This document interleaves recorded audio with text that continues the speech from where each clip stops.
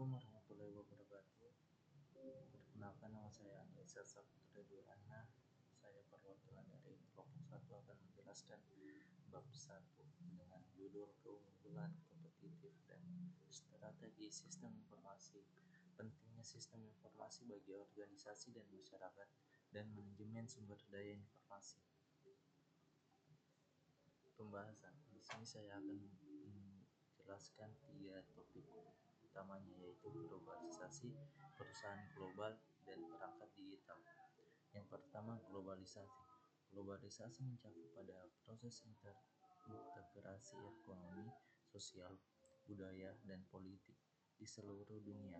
Ini melibatkan pertukaran barang, jasa, ide, dan informasi antara negara di wilayah dan wilayah. Faktor-faktor yang mempengaruhi globalisasi yaitu teknologi komunikasi, perdagangan bebas, migrasi, dan investasi asing. Adapun dampak positif dan negatif dari globalisasi. Yang pertama, dampak positif. Pertumbuhan ekonomi, pertukaran budaya, kolaborasi ilmiah, dan peningkatan kualitas hidup. Dampak positif negatifnya, ketidaksetaraan, hilangnya identitas budaya, dan kerentanan terhadap krisis global. Selanjutnya, perusahaan global. Perusahaan global beroperasi di berbagai negara dan memiliki jaringan yang luas. Mereka memanfaatkan globalisasi untuk mengakses pasar internasional, ekspansi ke pasar luar negeri, memperluas basis pelanggan, dan meningkatkan perdagangan. Yang kedua, mengurangi biaya produksi. Produksi di negara dengan biaya lebih rendah. Yang ketiga, berkolaborasi dengan mitra global. Inovasi dan penelitian bersama dengan perusahaan lain di seluruh dunia. Selanjutnya, perangkat digital. Perangkat digital terbagi dalam 4 poin, yaitu internet, yaitu memungkinkan pertukaran informasi global, e-commerce, dan kolaborasi lintas batas. Yang kedua, telepon seluler, akses mudah ke layanan digital, komunikasi, dan aplikasi. Yang ketiga, teknologi komputer, pengelolaan data, analisis, dan kecerdasan buatan. Yang keempat, transformasi industri.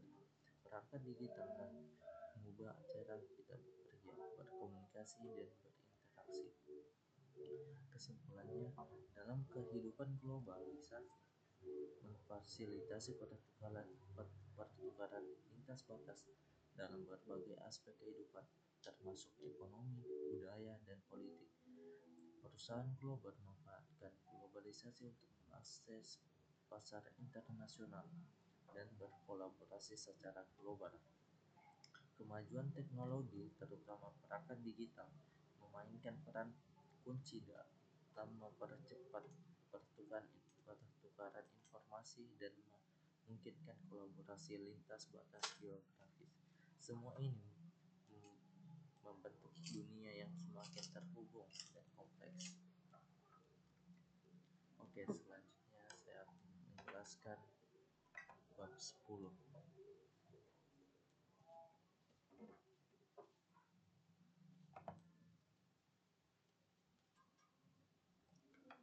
Bab 10 dengan tema pengembangan aplikasi perangkat lunak.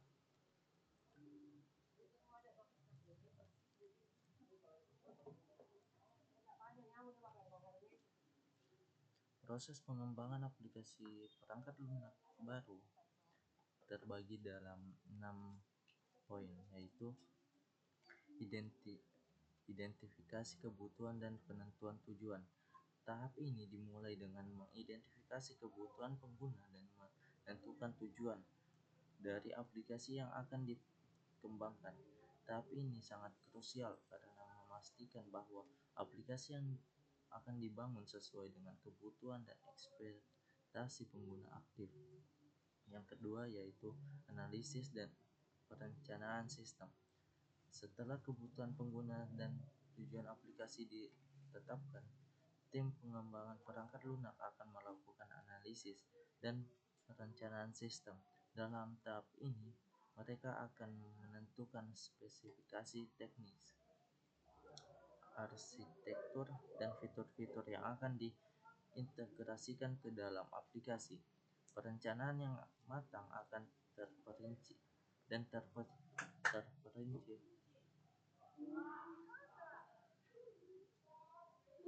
sangat penting untuk memastikan bahwa aplikasi dapat berfungsi dengan baik dan memenuhi kebutuhan pengguna. Yang ketiga, implementasi. Tahap ini melibatkan penulis kode sumber. Aplikasi menggunakan bahasa pemrograman yang sesuai. Pengembangan harus memastikan bahwa kode yang ditulis sesuai dengan spesifikasi yang telah ditentukan sebelumnya dan mengikuti praktik-praktik terbaik dalam pengembangan perangkat lunak. Hal ini akan memastikan kualitas kode yang baik dan memudahkan pemeliharaan di kemudian hari. Yang keempat yaitu pengujian. Setelah kode selesai ditulis, aplikasi yang dikembangkan harus melalui serangkaian pengujian untuk memastikan bahwa semua fitur berfungsi dengan baik dan tidak ada bug atau kesalahan yang tersisa. Pengujian ini dapat meliput pengujian unit, pengujian integris, pengujian sistem, dan pengujian penerima. Proses pengujian yang menyeluruh dan ketat sangat penting untuk memastikan kualitas aplikasi sebelum dirilis ke pasar. Yang kelima yaitu penyebaran. Setelah aplikasi lolos pengujian, aplikasi harus diinstal dan dikonfigurasikan ke lingkungan produksi seperti server atau perangkat pengguna. Dalam tahap ini, tim pengembangan harus memastikan bahwa aplikasi berjalan dengan baik di lingkungan produksi dan dapat diakses oleh pengguna akhir.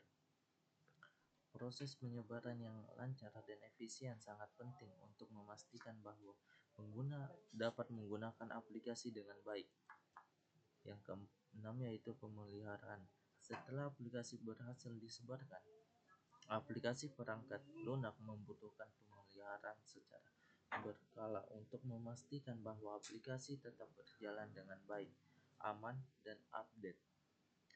Pemeliharaan ini dapat mencakup perbaikan bug, penambahan fitur baru, dan pembaruan keamanan.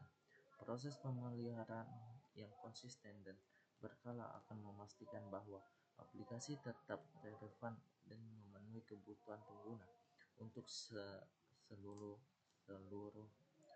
selalu berkembang.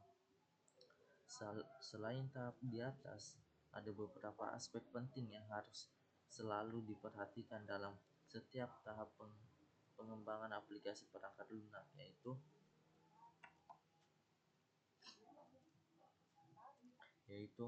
keamanan. Keamanan aplikasi sangat penting untuk melindungi data pengguna dan menjaga integritas sistem. Yang kedua, stabilitas. Stabilitas memastikan bahwa aplikasi dapat menangani peningkatan jumlah pengguna dan beban kerja tanpa masalah. Yang selanjutnya, kinerja. Kinerja aplikasi yang baik akan memberikan pengalaman pengguna yang mulus dan responsif. Yang selanjutnya, dokumentasi. Dokumentasi yang baik juga sangat penting untuk memudahkan pemeliharaan dan pengembangan lebih lanjut di masa depan. Dokumentasi yang lengkap dan jelas akan membantu pengembang baru atau tim pemeliharaan untuk memahami struktur, fitur, dan kode aplikasi dengan lebih mudah. Melalui pendekatan yang terstruktur dan perhatian terhadap detail-detail penting ini, tim pengembangan dapat memastikan bahwa aplikasi perangkat lunak yang dihasilkan berkualitas tinggi, aman, dan sesuai dengan kebutuhan pengguna. Selanjutnya, pengembangan metodologi pengembangan perangkat lunak dibagi menjadi 6 poin, yaitu waterfall model. Waterfall model merupakan metodologi tradisional yang menggunakan pendekatan linear dan sekuensial. Setiap fase dalam siklus hidup pengembangan perangkat lunak seperti analisis persyaratan, desain, implementasi, pengujian, dan pemeliharaan harus diselesaikan sebelum melanjut ke fase berikutnya. Metodologi ini cocok untuk proyek dengan persyaratan yang jelas dan stabil, namun kurang fleksibel dalam menghadapi perubahan persyaratan. Yang kedua, Agile. Agile merupakan metodologi yang menggunakan pendekatan interaktif dan incremental. Pengembangan dilakukan dalam siklus singkat sprint yang melibatkan kolaborasi erat antara tim pengembangan dan klien. Metodologi ini fleksibel dan menghadapi perubahan persyaratan dan memungkinkan penyesuaian secara cepat berdasarkan umpan balik. Yang ketiga, Scrum. Scrum merupakan kerangka kerja yang mengimplementasikan prinsip-prinsip Agile. Metodologi ini menggunakan sprint untuk membangun produk secara incremental dan melibatkan peran seperti Scrum Master, Product Owner, dan tim pengembangan. Scrum menggunakan artefak seperti product backlog, sprint backlog, dan bound care untuk memfasilitasi proses pengembangan. Yang keempat yaitu Kanban. Kanban adalah metodologi yang berfokus pada visualisasi alur kerja menggunakan papan tugas. Pendekatan ini memungkinkan pengembangan yang berkelanjutan tanpa batas waktu sprint dan berfokus pada efisien dan optimalisasi alur kerja. Yang kelima yaitu Lean Software Development.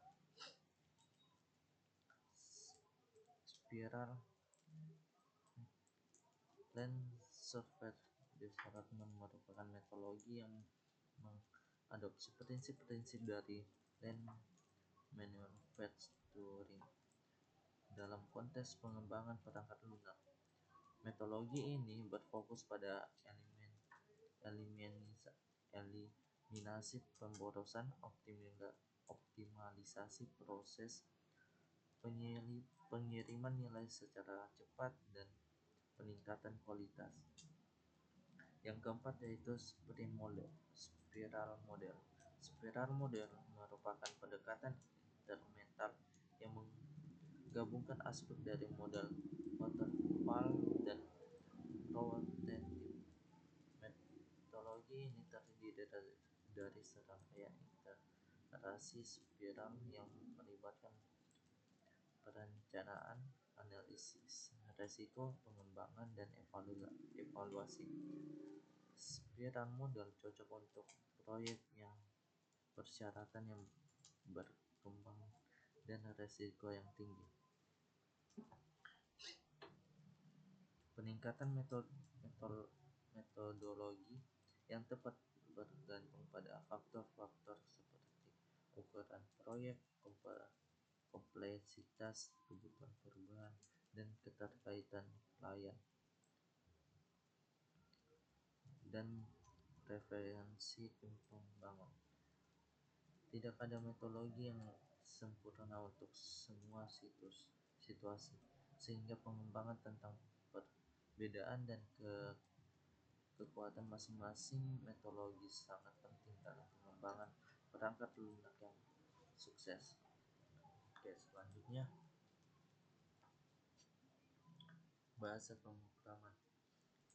Bahasa pemrograman dibagi menjadi 3 bahasa, yaitu Java, C++, dan Python. Bahasa pemrograman berorientasi objek atau OOP merupakan paradigma pemrograman yang berfokus pada metodologi pemodelan data dan prosedur sebagai objek yang saling berinteraksi. Objek-objek ini memiliki properti atau data dan metode atau fungsi yang terkait dengan konsep utama dalam OOP meliputi encapsulation, pewarisan, dan polymorphism. Contoh bahasa pemrograman OOP yang populer antara lain yaitu Java, C++, dan Python. Yang pertama, Java. Bahasa pemrograman yang berkembang oleh Sun Microsystem, sekarang Oracle, dan banyak digunakan untuk aplikasi desktop, web, perangkat saluran, serta sistem terdistribusi dan enterscripts. Java dikenal dengan portabilitas yang tinggi berkat konsep where fonts run anywhere. Yang kedua, C++, bahasa yang merupakan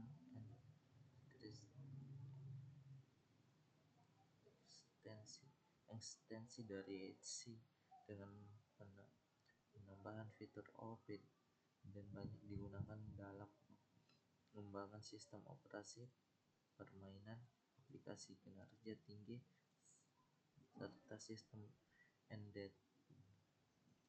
C++ menawarkan kontrol rendah level dan performa yang tinggi.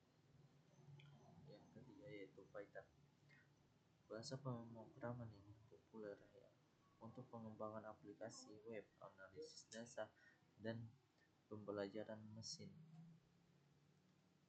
dan scripting karena sintaksnya yang sederhana dan mudah dipelajari. Python juga mendukung beberapa paradigma pemrograman termasuk OOP. Bahasa pemrograman fungsional. Bahasa pemrograman fungsional menekankan pada penggunaan fungsional murni dan menghindari perubahan stek atau efek samping. Dalam paradigma ini, program ditulis sebagai komposisi dan fungsi-fungsi yang mengambil input dan menghasilkan output tanpa mengubah stek eksternal. Contoh bahasa pemrograman fungsional antara lain Haskell, bahasa pemrograman fungsional murni yang sering digunakan dalam bidang akademis dan penelitian. Haskell dikenal dengan konsep range evaluation dan sistem type yang kuat. Yang kedua yaitu Erlang, bahasa pemrograman yang dikembangkan oleh Ericsson dan digunakan untuk membangun sistem terdistribusi, conquer, dan fault tolerance dengan tinggi kesalahan rendah. Erlang banyak digunakan dalam aplikasi telekomunikasi dan sistem waktu nyata. Yang ketiga yaitu Clojure, bahasa fungsional yang berjalan di atas Java Virtual Machine atau JVM dan sering digunakan untuk pengembangan aplikasi web, analisis data, dan pengembangan firmware. Clojure menawarkan kemudahan pengembangan dengan ekosistem Java yang kaya. Yang ketiga yaitu bahasa scripting. Bahasa scripting umumnya digunakan untuk mengoptimalkan tugas-tugas tertentu, mengintegrasi komponen perangkat lunak yang berbeda, atau menambahkan fungsionalisasi pada sistem yang sudah ada. Bahasa scripting seringkali memiliki sintaks yang berbeda dan waktu eksekusi yang cepat. Contoh bahasa scripting yang populer antara lain yaitu JavaScript. Bahasa scripting yang awalnya digunakan untuk membuat halaman web interaktif dan dinamis, namun berkembang menjadi bahasa yang juga digunakan untuk pengembangan aplikasi seluler dan server-side dengan Node.js. JavaScript juga mendukung paradigma OOP dan fungsional. Yang kedua, PHP. Bahasa script yang banyak digunakan untuk pengembangan aplikasi web dinamis dan pengolahan data pada sisi server. PHP memiliki interaksi yang baik dengan basis data yang banyak digunakan dalam proyek-proyek web skala kecil hingga besar. Yang ketiga yaitu bahasa scripting yang digunakan untuk menjalankan perintah pada sistem operasi Unix dan Linux, seperti mengoptimalisasi tugas-tugas akademik sistem. Yang keempat yaitu Ruby. Bahasa scripting yang populer dalam pengembangan aplikasi web dengan kerangka kerja seperti Ruby on Rails. Ruby dikenal dengan sintaksnya elegan dan mudah dibaca. Yang selanjutnya kebijakan implementasi.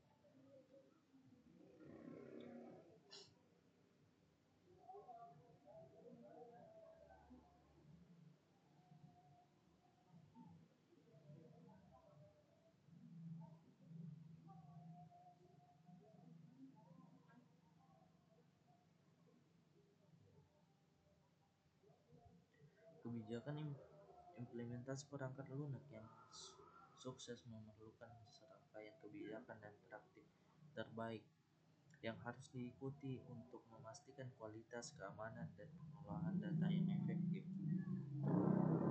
Terbaik yang harus diikuti untuk memastikan kualitas, keamanan, dan pengolahan yang efektif. Beberapa kebijakan implementatif yang utama dan dalam konteks pengembangan perangkat lunak meliputi: 1. Kebijakan manajemen konfigurasi.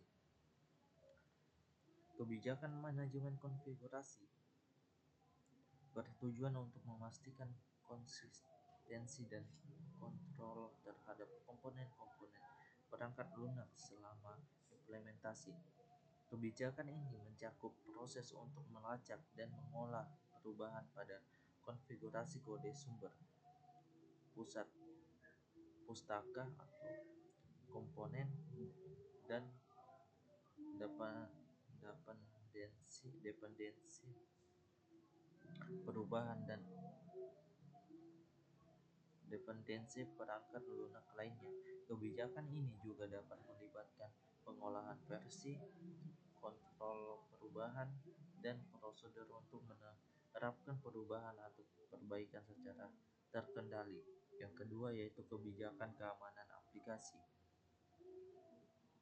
Kebijakan keamanan aplikasi bertujuan untuk melindungi integritas, kerahasiaan, dan keamanan perangkat lunak yang diimplementasikan. Kebijakan ini mencakup langkah-langkah seperti perangkat praktik pengembangan keamanan atau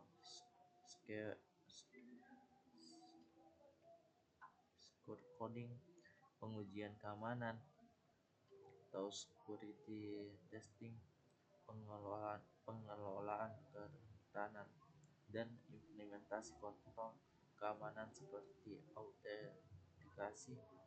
autentikasi dan enkripsi, dan perlindungan terhadap serangan cyber. Yang ketiga yaitu kebijakan pengendalian kualitas perangkat lunak. Kebijakan pengendalian kualitas perangkat lunak bertujuan untuk memastikan bahwa perangkat lunak yang diimplementasi melalui standar kualitas yang ditetapkan. Kebijakan ini mencakup aktivitas seperti pengujian nilai, pengujian integrasi, pengujian fungsional, pengujian performa, dan pengujian penerimaan. Kebijakan ini juga dapat melibatkan proses pemantauan kualitas, laporan dan penanganan bug atau masalah, serta verifikasi dan validasi perangkat lunak. Yang keempat yaitu kebijakan manajemen rilis perangkat lunak bertujuan untuk memastikan proses rilis perangkat lunak yang terkolaborasi dengan baik. Kebijakan ini mencakup proses perencanaan rilis, penjadwalan pengujian pra-rilis,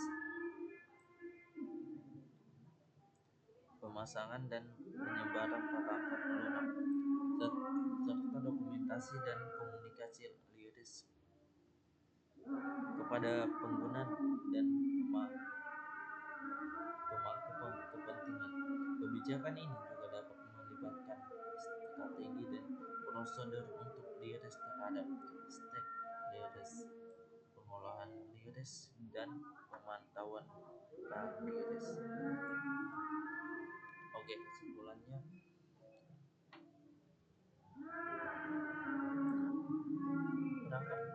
pengembangan perangkat lunak adalah proses kompleks dengan tahap terstruktur, memerlukan pemilihan metodologi yang tepat sesuai karakteristik proyek.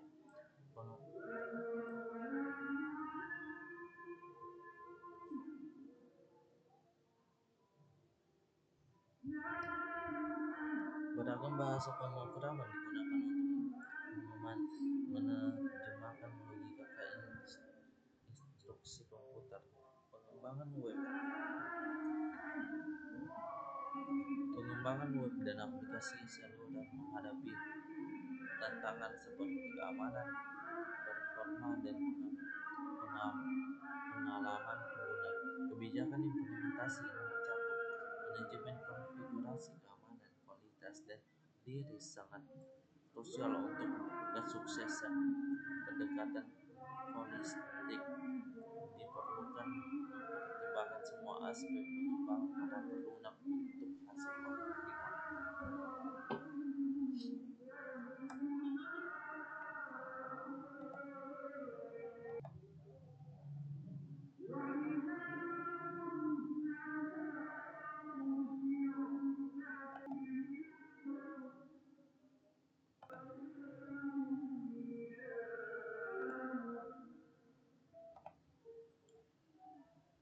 Oke, selanjutnya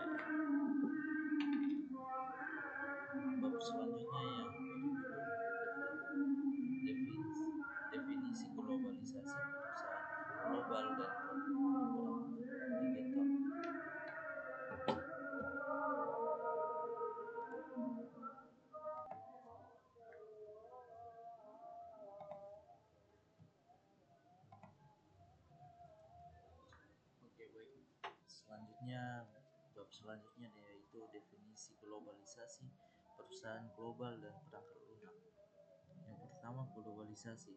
Globalisasi yaitu transformasi digital, juga melibatkan perubahan mindset dan budaya organisasi untuk lebih fleksibel, kolaboratif, dan fokus pada pelanggan. Globalisasi mengacu pada proses integrasi ekonomi, sosial, budaya, dan politik di seluruh dunia. Ini melibatkan pertukaran barang, jasa, ide, dan informasi antar negara dan wilayah. Faktor-faktor globalisasi dibagi menjadi 4, yaitu yang pertama, teknologi komunikasi. Teknologi komunikasi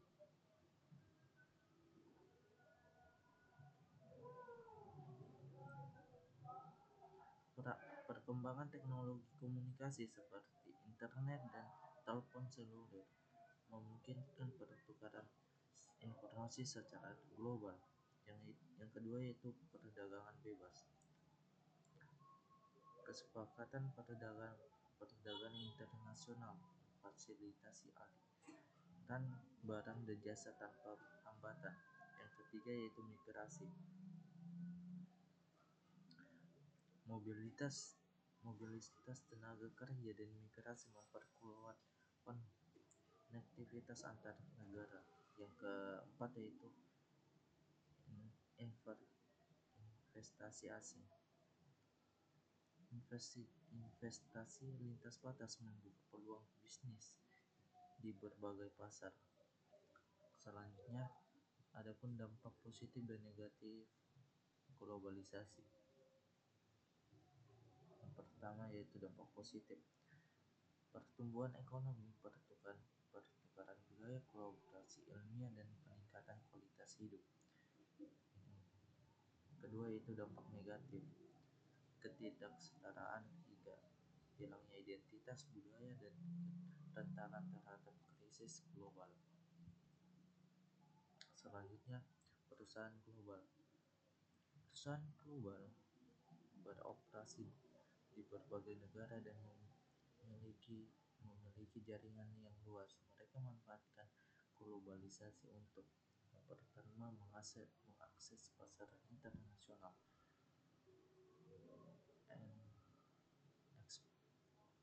ekspansi ke pasar luar negeri, memperluas basis pelanggan dan meningkatkan pendapatan. Yang kedua, mengurangi biaya produksi di negara dengan biaya yang lebih rendah.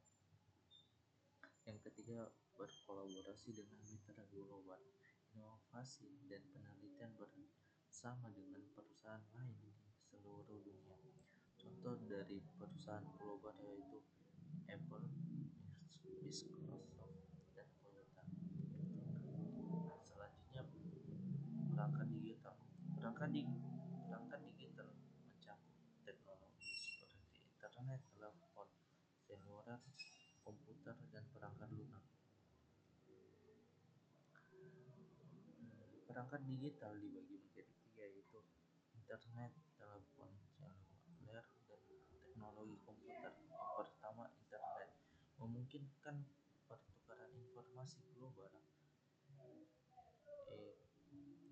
e-commerce, dan kolaborasi lintas batas. Yang kedua yaitu telepon seluler. Akses mudah dan layanan digital, komunikasi, dan aplikasi. Selanjutnya yaitu teknologi komputer, pengolahan data, analisis, dan kecerdasan buatan. Transformasi industri. Perangkat digital mengubah cara kita bekerja, berkomunikasi, dan berinteraksi. Kesimpulan,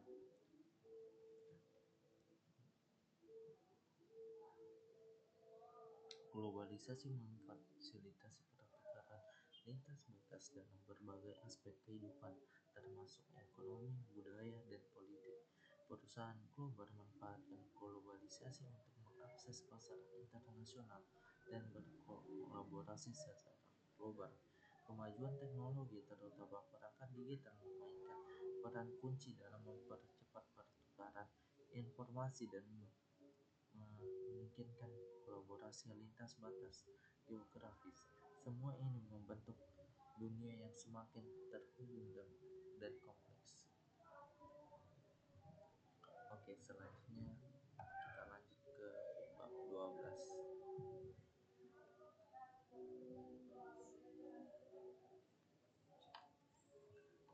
Bab 12 dengan judul e-commerce, e-business, dan e-payment. E-commerce adalah proses jual beli barang dan jasa melalui platform elektronik, terutama internet. E-commerce mencakup berbagai jenis transaksi, mulai dari penjualan barang fisik hingga layanan digital. Proses ini melibatkan aktivitas seperti pencarian produk, pemasaran, pembayaran, dan pengiriman, yang semuanya dilakukan secara online. E-business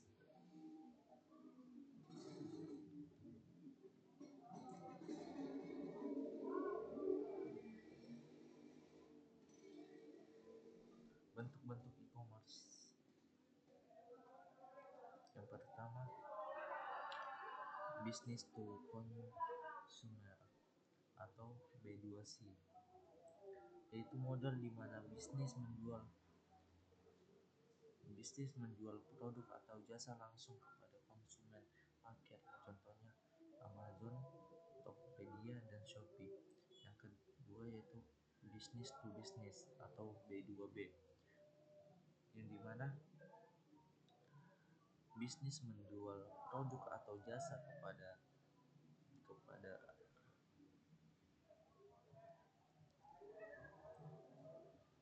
kepada bisnis lainnya, contohnya Alibaba dan Indotraktik. Yang ketiga yaitu consumer to consumer, yang dimana atau C2C, yang dimana individu menjual produk atau jasa kepada individu lainnya melalui platform pihak ketiga, contohnya AB dan OLX. Yang keempat yaitu consumer to business atau C2B, yang dimana individu menawarkan produk atau jasa kepada bisnis, contohnya platform freelance seperti Upwork dan Fiverr. Selanjutnya perdagangan elektronik murni. Transaksi yang dilakukan sepenuhnya secara digital ini berarti bahwa semua aspek transaksi, mulai dari penjualan, pembelian, pembayaran hingga pengiriman produk, dilakukan melalui media elektronik interaksi fisik. Contohnya digital produk, e-book, musik, software, dan layanan streaming yang dapat diunduh atau diakses secara online tanpa mengeluarkan pengiriman fisik.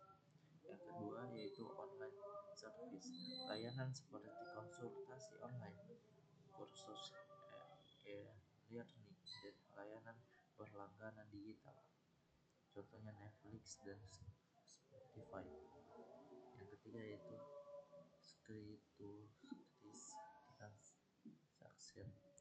transaksi menggunakan mata uang digital seperti Bitcoin yang dilakukan secara online. Selanjutnya perdagangan elektronik parsial, kombinasi antara proses digital dan fisik. Dalam jenis perdagangan ini beberapa aspek transaksi dilakukan secara online, sementara aspek lainnya melibatkan interaksi fisik, contohnya retail online dengan pengiriman fisik. Toko online seperti Amazon dan Tokopedia, di mana produk dipasarkan secara online tetapi dikirim secara fisik kepada konsumen. Yang ketiga yaitu click and collect. Pelanggan memesan produk secara online dan mengambilnya di toko fisik. Contohnya layanan pick up dan supermarket. Yang ketiga yaitu marketplace hybrid. Platform seperti Aids dan di mana penjual individu dapat menjual produk fisik serta data online dan mengirimkannya ke pembeli. Selanjutnya, poin ketiga yaitu e-business. E-business lebih luas dibandingkan dengan e-commerce, mencakup semua aktivitas bisnis yang dilakukan secara elektronik. Selain jual beli atau e-commerce, e-business melibatkan proses bisnis lainnya seperti manajemen rental, pasokan, layanan pelanggan, dan manajemen hubungan pelanggan atau CRM, dan kolaborasi bisnis melalui jaringan digital. Topik yang ketiga yaitu e-payment. Pembayaran elektronik atau yang sering disebut e-payment adalah proses pembayaran yang dilakukan secara elektronik melalui internet atau jaringan komputer lainnya. Di sini ada bentuk-bentuk e-payment, contohnya e-wallet, kartu kredit atau debit, transaksi bank elektronik, dan cryptocurrency. Adapun etika hukum elektronik dibagi menjadi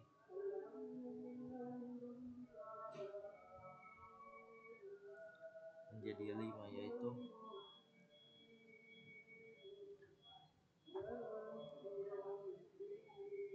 perlindungan data pribadi, keamanan jaringan, kejujuran dan transparansi, izin penggunaan data, dan perlindungan anak. Yang pertama, perlindungan data pribadi. Transparansi terbagi menjadi 2, yaitu transparansi. Perusahaan harus secara transparan mengungkapkan bagaimana data pribadi konsumen akan digunakan. Informasi ini biasanya disertakan dalam kebijakan privasi yang mudah diakses di situs web mereka. Yang kedua yaitu penggunaan data. Perusahaan wajib mendapatkan izin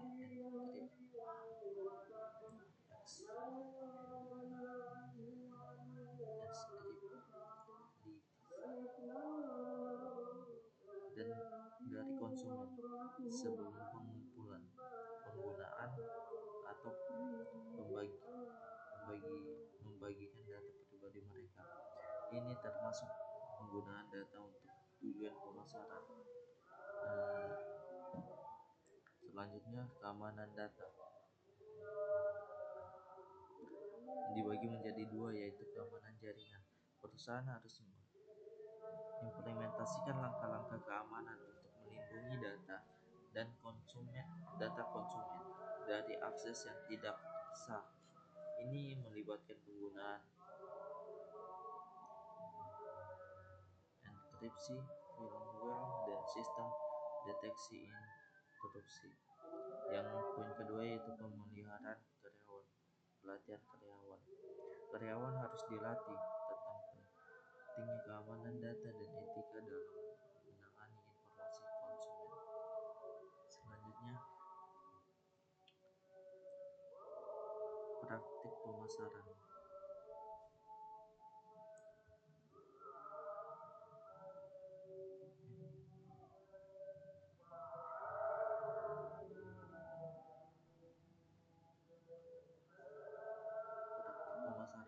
Dibagi menjadi 2, yaitu kejujuran dan transparansi. Informasi yang disajikan kepada konsumen harus akurat dan tidak menyesatkan. Penawaran dan promosi harus jelas dan tidak mengandung unsur penipuan. Yang kedua yaitu perlindungan anak. Iklan dan konten harus sesuai dengan sesuai untuk semua umur, utamakan jika ditujukan kepada anak-anak. Selanjutnya, hukum elektronik. Undang-Undang Informasi dan Transparansi Elektronika atau UU ITE, Undang-Undang UU Nomor 11 Tahun 2008 tentang Informasi dan Transaksi Elektronik atau UU ITE adalah undang-undang utama yang mengatur tentang transparansi elektronik di Indonesia.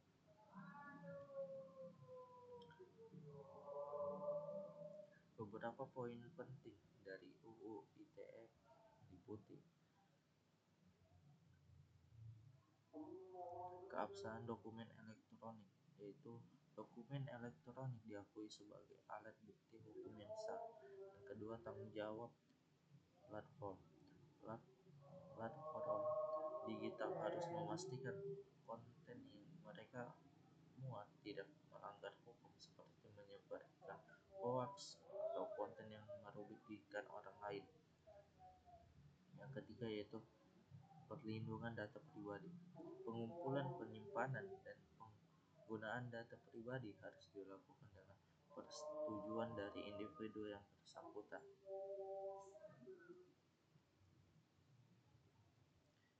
Yang kedua itu peraturan pemerintah tentang penyalahgunaan sistem dan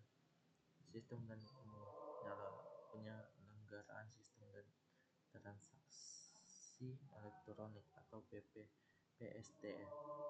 PP nomor 71 tahun 2019 menggantikan PP nomor 82 tahun 2012 mengatur lebih lanjut tentang penyalahgunaan sistem dan transaksi elektronik.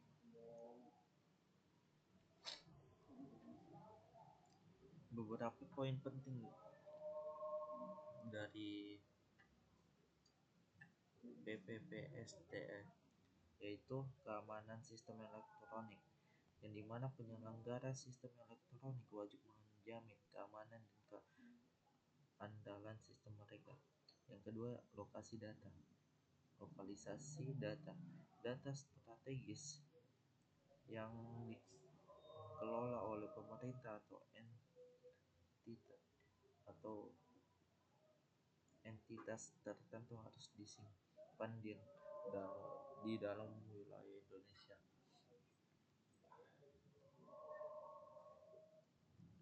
Yang selanjutnya, Undang-Undang Perlindungan Konsumen.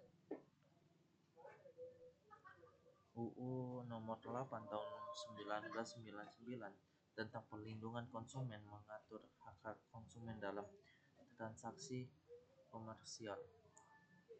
Beberapa aspek penting termasuk hak atas informasi yang jelas. Konsumen berhak mendapatkan informasi yang benar, jelas, dan jujur mengenai kondisi dan jaminan barang dan atau jasa. Pembelian barang dan jasa. Konsumen berhak atas kompensasi ganti rugi dan atau penggantian jika barang atau jasa yang diterima tidak sesuai dengan perjanjian. Selanjutnya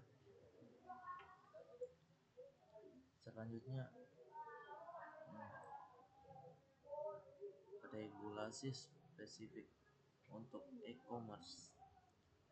Pemerintah Indonesia juga mengeluarkan peraturan spesifik untuk mengatur e-commerce seperti Peraturan Menteri Perdagangan Nomor 50 Tahun 2022 tentang ketentuan perizinan usaha, pengawasan, dan pengendalian pelaku usaha perdagangan melalui sistem elektronik atau PMSE.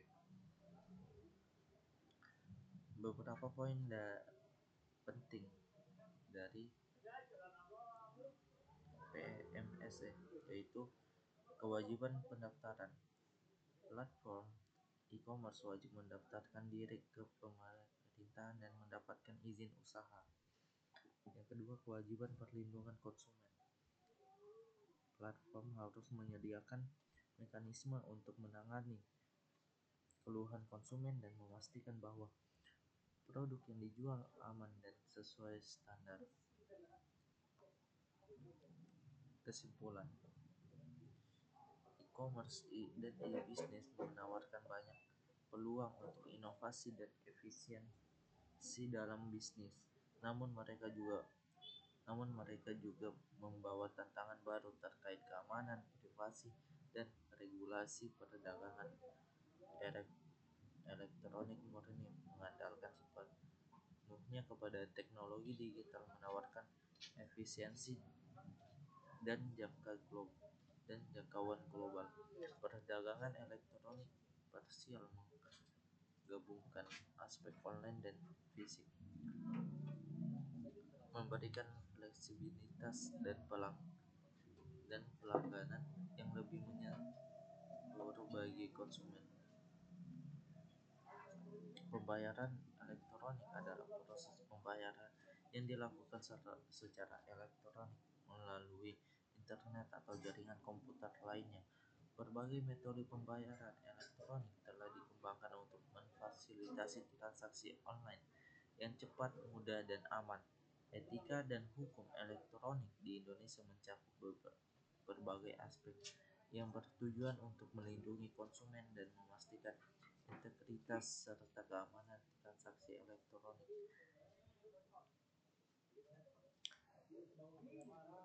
Kepatuhan terhadap regulasi seperti UU ITE, PP, PSDE, dan peraturan lainnya, serta penerapan praktik bisnis yang etis sangat penting untuk membangun kepercayaan konsumen dan memastikan berkelanjutan jangka panjang bisnis di era digital. Dengan terus berkembang teknologi dan e-commerce, regulasi dan standar etika juga perlu terus diperbarui untuk mengatasi tantangan baru yang muncul.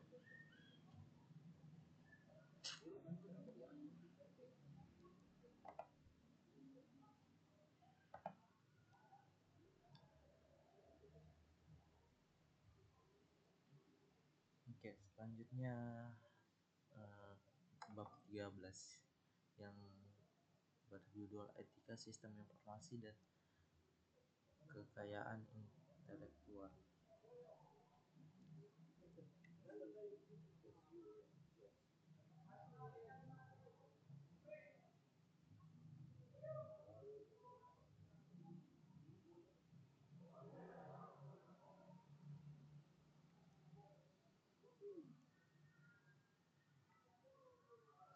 Yang pertama yaitu etika sistem informasi. Etika sistem informasi adalah prinsip moral yang mengatur penggunaan dan pengelolaan teknologi informasi. Isu utama dalam etika sistem informasi meliputi privasi, keamanan, transparansi, dan keadilan. Penting bagi para profesional di bidang ini untuk mempertimbangkan dampak etis dari teknologi yang mereka kembangkan dan kelola. Yang kedua yaitu kekayaan intelektual. Kekayaan intelektual mencakup hak cipta, paten, merek dagang, dan rahasia dagang. Dalam konteks sistem informasi, kekayaan intelektual melindungi perangkat lunak, algoritma, desain, dan data. Perlindungan ini penting untuk mendorong inovasi dan memberikan insentif kepada para pencipta. Yang ketiga yaitu digital Millennium Copyright Act atau DMCA. DMCA adalah Undang-Undang Hak Cipta atau AS yang diperkenalkan untuk memperkuat perlindungan hak cipta di era digital. DMCA mencakup ketentuan seperti safe harbor, circumvention dan notice and take down.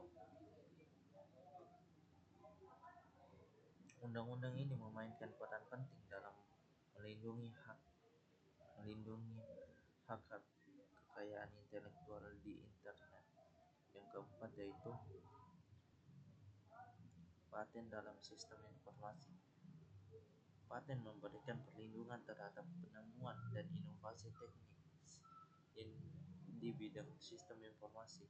Meskipun paten dapat mendorong inovasi dengan memberikan insentif finansial, paten juga dapat menimbulkan masalah jika digunakan untuk memonopoli teknologi tertentu dan menghambat persaingan. Yang kelima yaitu privasi dalam sistem informasi.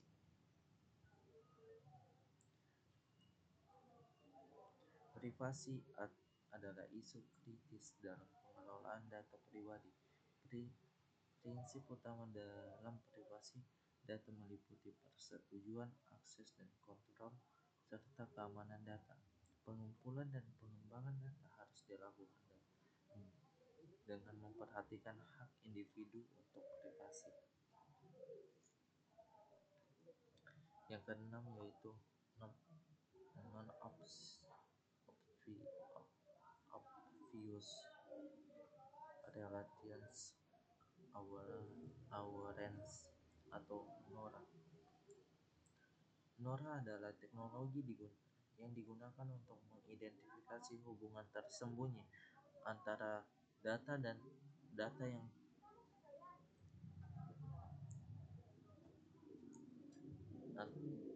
yang tampaknya tidak terkait teknologi. Teknologi ini berguna untuk mendeteksi pola dan hubungan yang mungkin tidak jelas, namun juga menimbulkan kekhawatiran terkait privasi dan potensi penyalahgunaan data. Kesimpulan, kemajuan teknologi informasi menghadirkan tantangan etika, kekayaan intelektual, dan privasi data. Profesional harus memahami dan mematuhi prinsip etika serta regulasi untuk menggunakan teknologi yang adil dan bertanggung jawab, memanfaatkan teknologi untuk memajukan syarat tanpa mengorbankan hak individu. Sekian pemaparan dari 5 bab dari saya. Terima kasih. Assalamualaikum warahmatullahi wabarakatuh.